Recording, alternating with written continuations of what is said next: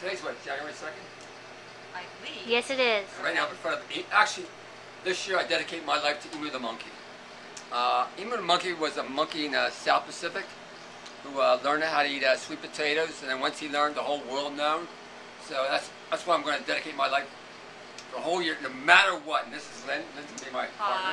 My partner in crime. And what we're going to do is spread the word of green smoothies. We also have Dustin and Meredith. They're going to have a bus, and then we're going to, every Thursday, we're going to have a green smoothie, free green smoothies for everybody who gives a donation. So we're helping them out because they're on the same path. Anyway, right now I'm next to Lynn. She's going to make like a, what are you going to make? It's cream of spinach soup. It's all raw, and it's a real tasty dish, especially for the winter months. It's different. I have a little bit of some, I guess, what do you call it, transitional. Yeah, why don't you explain a little bit about transition? If you're just starting on raw or you're still eating some cooked, some transitional recipes are good to kind of start to. Gives you a help. Yeah, it does, and it keeps you raw as long as you're raw, uncooked, and as long as you're just adding something, raw or just a salad or a soup that's not cooked. You're actually helping yourself. And the key is you add rather than subtract. Right now, we're going to give transitional food. Right. Don't worry about. Don't worry about it. I mean, it's a long journey. I'm in my 11th year, and I still make a lot of mistakes. But this is our cream of spinach soup, and it's. Guys, before I do that, one more thing. I won't do it, Dave. Why don't you get it? Okay. All right. So cream of spinach soup. This is really easy. All we do is we take 1 cup. Almond milk, hemp milk, or rice milk. Actually, almond's better. It's high protein. Then a cup. You really want to take the spinach and hack it. So it's 1 pack of spinach. And 1 cup. By the way, Lynn gets class at her store every Sunday. And by the way, her partner in crime, Elizabeth, also is now doing catering. Yes. Catering and party planning for anybody who wants a raw food event or who wants to celebrate Emu the monkey. Emu the monkey's the key. Good. And actually, I'm just going to add a little bit more. This is like 1 1/2. So it's 1 to 2 cups. And then we take 1 cup of chopped celery. And we're going to use a little bit of red miso. That's raw, right? Yes, it's actually miso is fermented soybeans. Okay. And it's fermented and has enzymes in it. Okay. So it's lime. And it's a little bit of flavor. So we're just going to put 2 tablespoons in there and about 7 olives. And if you like a little bit of cayenne, just like a teaspoon, that'll kind of warm it up a little bit. And that's it. And then we just blend, and we don't have a lid. I think there's a lid over there. And then we save some of the minced celery, and you also want to, I think I'm going to get some olives too. What's too. the name of this, by the way? It's cream of spinach soup. Alright, I'm just going to get some olives to chop after this too. Okay. So you just... It's not plugged in. So you just blend. So talk a little bit more about adding to your raw. So what we're going to do, okay, so as long as you're just, you don't worry about what you're eating right now, just as long as you're adding a green smoothie every day. Try to do that, and adding 1 salad to every meal. As long as you're doing that, you're getting more and more alkaline. And that's going to change your taste and make you healthier and healthier. Don't worry about like, oh, I have to give up this, I can't eat that. Eat what you like, and then just add the green smoothie and the cream of spinach. Yeah, I see too many times when people say they're going to do it raw. They do it raw for like a month or 2, and I never see them again. Anyway, I guess before we continue, now this is what I found. I found this actually in the garden. Bread. I thought it was pretty interesting. Right? Yeah. This bread sandwich.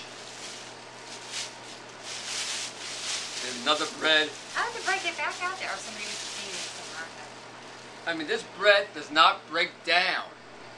That means every time you eat bread, it stays in your system for days, weeks, months, years. It stays in your system. One of the major factors with bread, essentially. Why don't you read that book, page 7? There's a book called by Avoiding Degenerative Disease by Don Bennett, which means for people, say for example, people are vegetarians and they have arthritis. First question I ask them: how much bread are you eating? How much rice are you eating? How much beans are you eating? Because all that is, well, I want you to read what phytates. All bread has phytates. Go ahead. Here are 4 substances or substance in grain products that make a pretty compelling case to reduce or eliminate the amount of grain-containing foods in your diets. Phytates, mineral binding anti-nutrient. Anti-nutrient. Mineral binding. Binds to zinc, iron, calcium, and magnesium. Iron and magnesium, which means one of the reasons for people with anemia is not a question of iron in your system. A question of how much grains you're putting. How much grains you're, which means they take it away, and also when you have also the grains also coast the cell hard for the iron to get in. Right. Big fact, anemia. Blocks their absorption by your body. Right. Phytates are found in whole grains and beans. The more whole grain and bran a food contains, the more phytate it contains. Right. So although rice is not a healthy food to eat, white rice is actually healthier than brown rice because white rice has no phytates. Okay. Didn't know that. Didn't know that. Another reason why it's something called opoids, found in all grain products, all rice products. Gotta read what opoids is. Opiates acts like a morphine-like drug. Eating foods that contain opiates create a subtle and temporary high. This is why grain products can be one of the most difficult things to eliminate from your diet because you're used to that feeling. My feeling is grain products hard to get rid of cocaine. Because it's acceptable. I believe it, yeah. It's especially pizza, which also has cheese that contains potassium morphine. So. That's just in general. Yeah. I saw this in the garden. I said, "Oh my gosh!" Yeah. Because I eat bread. I'm not gonna lie to you. I eat bread maybe once or twice, maybe 3 times a month. And here it's not even breaking down. Not breaking down. Which is scary. Which is scary. Sitting there. It's sit in my stomach. Right. That's why I gained this over Christmas holiday. I think I gained like 7, 8 pounds. Now I'm skinny instead of really skinny. Yeah. Maybe she thinks I'm skinny. Yeah. Well, he's thin. Anyway, this is one of the reasons why. Right. I was going to Chipotle too much. Good. Yeah, you like it. I like so Chipotle. I'll finish up my cream of spinach soup. So now we have it reflected in. And blend.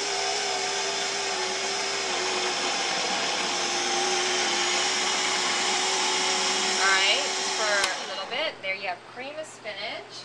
We'll just take 2 bowls, add a little bit of celery, and some sliced olives.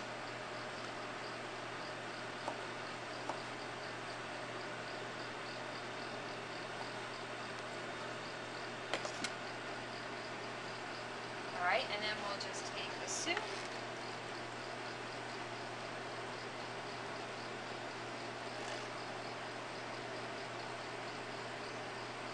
And yeah, and there you have it. Cream of spinach soup. And with a little bit of cayenne, maybe we add a little bit before.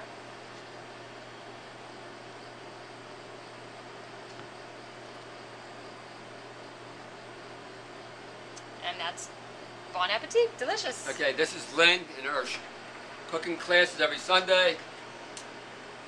I'm going to run right now. I made a commitment to run 6 miles today. I ran 3 in the morning, I ran 3 in the afternoon, and I'm not going to eat. I'm not going to eat. Until after I eat. Okay. After I run. Okay. I got up 7 o'clock in the morning, exercised for 2 hours, ran 3 miles, worked 7 hours, then I'm going to run again. Wow. Good for you. Good for me. Good for you. All right, great. Okay. We will see you soon. Bye. Bye.